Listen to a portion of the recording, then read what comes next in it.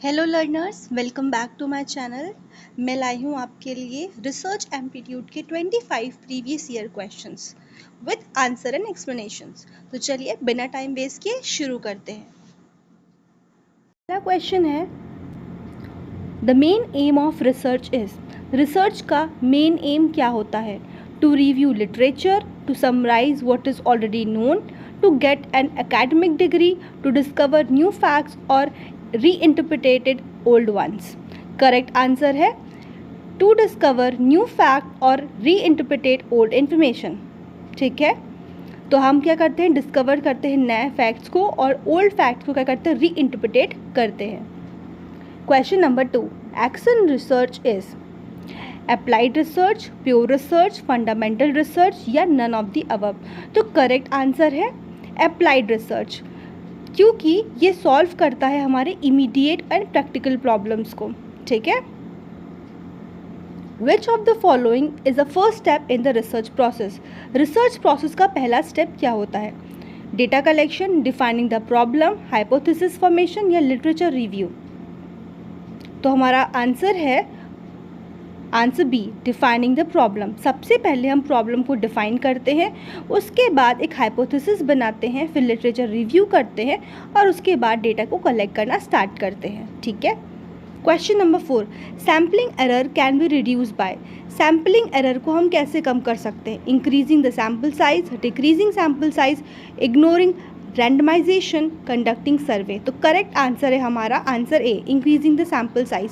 अगर हम अपने सैम्पलिंग एरर को कम करना चाहते हैं तो सबसे अच्छा तरीका होगा हम अपने सैम्पल साइज को बढ़ा दें। ठीक है, क्वेश्चन 5, अ हाइपोथेसिस। हाइपोथेसिस क्या होती है? A statement that can be tested, a law, a theory.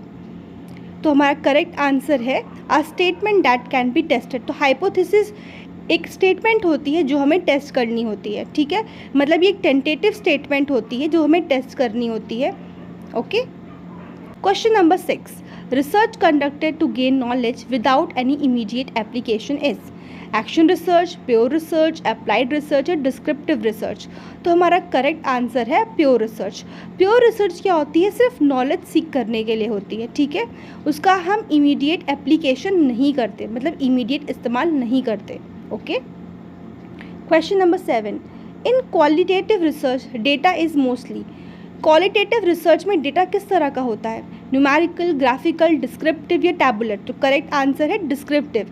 जो क्वालिटेटिव डेटा होता है वो न्यूमेरिकल या ग्राफिकल या टैबुलर फॉर्म में नहीं होता, वो सिर्फ डिस्क्रिप्टिव फॉर्म में होता है, क्योंकि वो एक्सपीरियंस और नरेटिव्स पे बेस्ड होता है।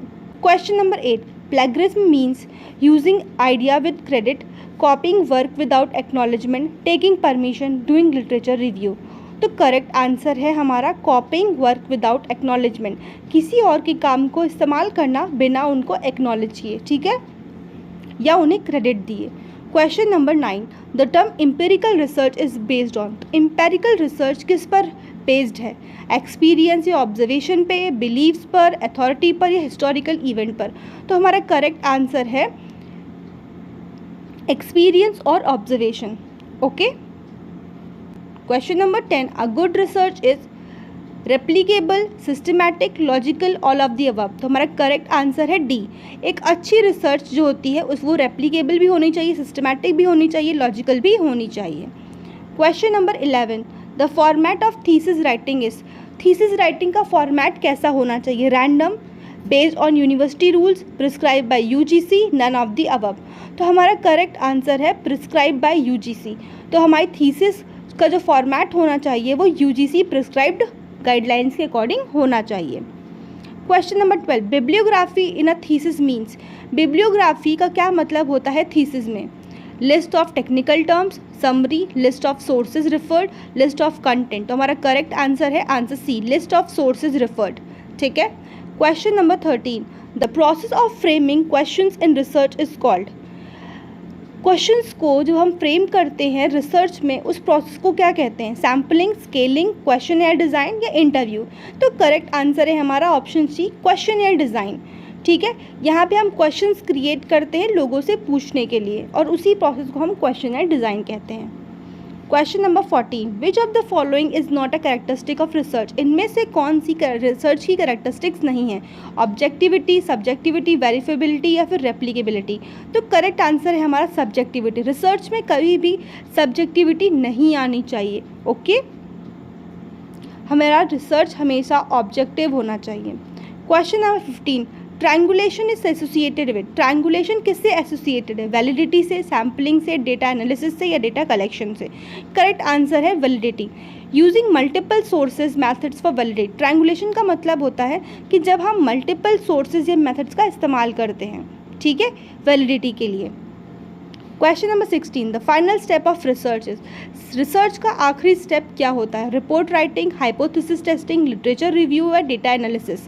तो हमारा करेक्ट आंसर है रिपोर्ट राइटिंग। रिपोर्ट राइटिंग जो है वो आखिरी स्टेप होता है रिसर्च का, ठीक है। Question number 17, in research control group is use to, research में कंट्रोल ग्रुप का इस्तेमाल किस लिए किया जाता है? To compare with experimental group, validate hypothesis, control external variable या फिर टेस्ट हाइपोथेसिस? तो हमारा करेक्ट आंसर है ऑप्शन ए जो कहता है कंपेयर विद एक्सपेरिमेंटल ग्रुप। यहाँ पे क्या करते हैं हम? एक्सपेरिमेंटल ग्रुप से कंपेयर करते हैं, इसीलिए हम कंट्रोल ग्रुप का इस्तेमाल करते हैं। Question number 18, reliability in research refers to, reliability का क्या मतलब होता है रिसर्च में? एक्यूरेसी, कंसिस्टेंसी, रेलेवेंस या एप्लीकेबिलिटी? तो हमारा करेक्ट आंसर है ऑप्शन बी, कंसिस्टेंसी। रिलायबिलिटी का मतलब होता है कंसिस्टेंसी, जितनी बार भी हम रिसर्च करेंगे हमें उतनी बार ही सेम आंसर्स मिलेंगे या सेम रिजल्ट या सेम आउटकम निकल कर आएगा, दैट इज कंसिस्टेंसी या reliability. Question number 19, validity refers to, validity का क्या मतलब होता है? The accuracy of measurement, number of questions, cost of research या यूनिवर्सिटी अप्रूवल? तो हमारा करेक्ट आंसर है एक्यूरेसी ऑफ मेजरमेंट। जो हमने मेजर किया है वो कितना एक्यूरेट है, इसे हम कहते हैं वैलिडिटी, ठीक है। Question number 20, which of the following is a non probability sampling method, इनमें से कौन सा नॉन प्रोबेबिलिटी सैम्पलिंग मैथड है? Random sampling, stratified sampling, cluster sampling या कोटा सैम्पलिंग? तो हमारा करेक्ट आंसर है कोटा सैम्पलिंग। कोटा सैम्पलिंग वो नॉन प्रोबेबिलिटी सैम्पलिंग मैथड है, ठीक है, बाकी सारे प्रोबेबिलिटी सैम्पलिंग मैथड्स हैं। 21, a research paper is a brief report of, जो भाई रिसर्च पेपर है वो किस चीज़ का ब्रीफ रिपोर्ट होता है? Research work done, review literature, theory formulation या नन ऑफ द अबव? तो करेक्ट आंसर है हमारा रिसर्च वर्क डन। ये क्या होता है? शॉर्ट वर्जन होता है हमारे रिसर्च वर्क का, ठीक है। 22 question number, the main purpose of review of literature is, review literature का मेन पर्पस क्या होता है? Identify research gap, copy old studies, add relevant theory, prove hypothesis?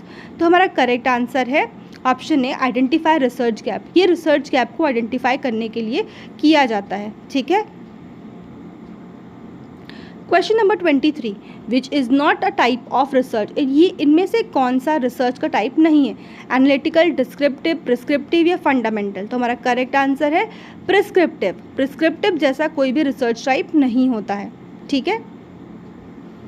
इसके बाद है question number 24, population in research means, research में population का क्या मतलब होता है? Entire group under study, sample size, control group, geographical area? तो हमारा करेक्ट आंसर है ऑप्शन ए, एंटायर ग्रुप अंडर स्टडी, ठीक है। जितने भी ग्रुप को हम स्टडी करने वाले वो हमारी पॉपुलेशन होती है। Question number 25, research ethics refers to, research ethics का क्या मतलब होता है?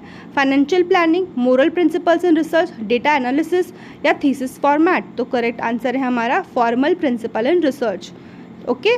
ये थे हमारे previous 25 questions from the chapter research aptitude. और अगर आपको ये क्वेश्चंस पसंद आए हैं तो लाइक, फॉलो एंड सब्सक्राइब। मिलते हैं नेक्स्ट वीडियो में, तब तक के लिए बाय बाय।